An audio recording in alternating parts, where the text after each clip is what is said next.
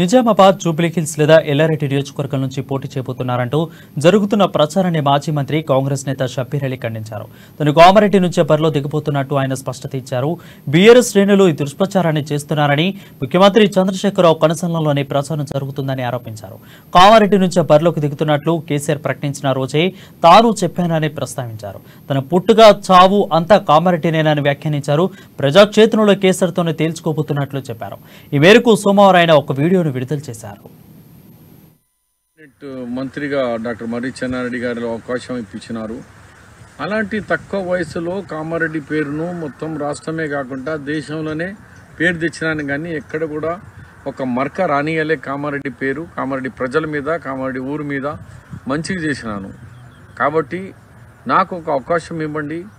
నేను వరుసగా 3 సార్లు ఓడిపోయినా కూడా మీ ప్రజలకు వదలలే.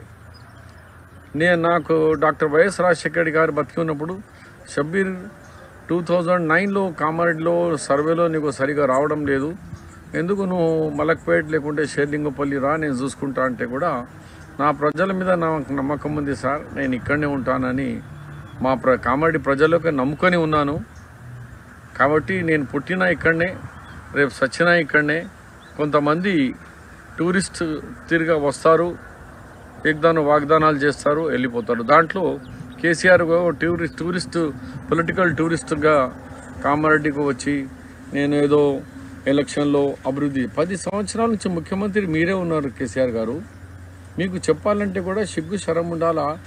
ఎవరు లేనివారు అపోజిషన్ వాళ్ళు చెప్పిండు నాకు అవకాశం ఏంటి ఇస్తా అన్నారు. మీకు 10 సంవత్సరాలు అవకాశం ఇచ్చారు. కామారెడ్డికి ప్రణయిత చేయవాళ్ళు ఎక్కడ పోయింది? కామారెడ్డికి కళాశాలలు ఎక్కడ పోయినాయి? కామారెడ్డికి మాని అసలు మీకు మీ మ్యాప్లో